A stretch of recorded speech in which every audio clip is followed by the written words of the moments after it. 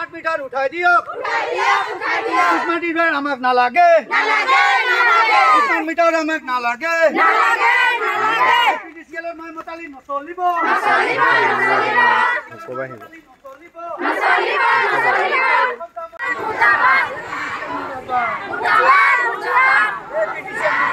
যেহেতু এটা আমি নিউজে হোক বা অন্য হতে গম পাইছোঁ যে নাৰীৰ ওপৰত যি নিৰ্যাতন হৈ আছে মহিলা যুৱতীসকলৰ সেইবিলাক যাতে বন্ধ হয় আৰু আমি নিজৰ ল'ৰা ছোৱালীৰ হওক বা মানে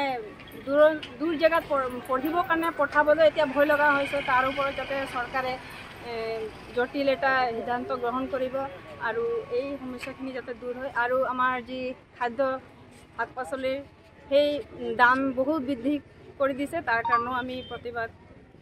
প্ৰতিবাদী কাৰ্যসূচীটো আমি লৈছিলোঁ মূলতে আমাৰ যিহেতু বাগিচা অঞ্চলত স্মাৰ্ট মিটাৰ লগাই দিয়াৰ পৰাই যিহেতু আমাৰ বাগানত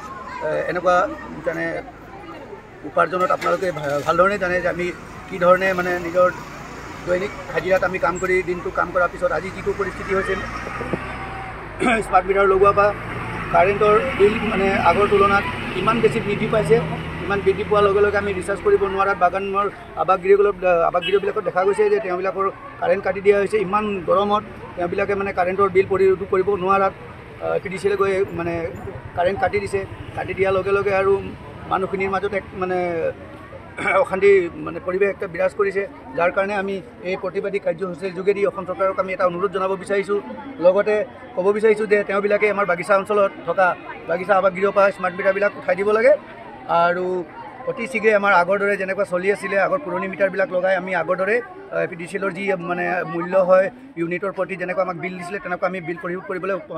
সক্ষম হ'ম কিন্তু আমি স্মাৰ্ট মিটাৰ চলাবলৈ এতিয়া বৰ্তমান সক্ষম নহয়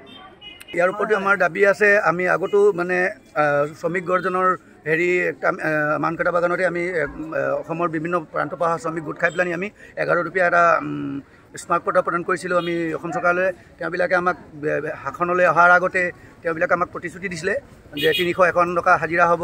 351 টকা হাজিৰা হোৱাৰ পৰ্যন্ত এতিয়ালৈকে হোৱা নাই আৰু যিহেতু আজি কিছুদিন পূৰ্বে আমি গম পাইছিলোঁ মাননীয় মুখ্যমন্ত্ৰী ডাঙৰীয়াই এই বিষয়টোৰ ওপৰত সদৰ পাৰ্লিয়ামেণ্টত এষাৰ কথা কৈছিলে যে এই বিষয়টো অসম চাহ মজদুৰ সংঘ আৰু মানে প্লান্টেশ্যন কনচালটেটিভ কমিটি অফ প্লান্টাৰ্ছ এছ'চিয়েশ্যনৰ মাজত মানে হাজিৰা চুক্তি হয় বুলি তেওঁ লুটিবাগৰ খালে তাক আমি গৰিহণা দিছোঁ আৰু তেখেতক আমি জনাব বিচাৰিছোঁ যে অনাগত দিনত যদি আমাৰ এই তেওঁ প্ৰতিশ্ৰুতি দিয়া মতে 351 টকা হাজিৰা নহয় তেতিয়াহ'লে 2026ত আমি তাৰ প্ৰত্যুত্তৰ আমি দিবলৈ সাজু হৈ আছোঁ নমস্কাৰ মহৎপল দাস আৰু আপোনালোকে চাই আছে এনি ভাৰত আৰু আপোনালোকক জনাবলৈ পাই মই বহুত সুখী হৈছোঁ যে আমাৰ সকলোৰে মৰমৰ শ্ৰদ্ধা জুবিন গাৰ্গৰ গীতসমূহৰ ভিত্তিত এটা খুব সুন্দৰ ৰিয়েলিটি শ্ব' এনি ভাৰতে আয়োজন কৰিছে জুবিনৰ গানে কি আনে এই প্ৰথম ছিজনটোত অডিশ্যনছ আৰম্ভ হ'ব আগষ্টৰ পৰা অসমৰ বিভিন্ন জিলাত গতিকে মই সমূহ কলাকুশলী বিশেষকৈ যিসকল প্ৰতিভাশীল গায়ক গায়িকা আছে আমাৰ সমাজত তেওঁলোকলৈ মই এটা আহ্বান জনাইছোঁ তেওঁলোকে প্ৰস্তুত হওক এই ৰিয়েলিটি শ্ব'ৰ বাবে আৰু তাৰিখটো হৈছে 15 আগষ্ট 2024 চন এনি ভাৰতৰ অডিশ্যন জুবিনৰ গানে কি আনে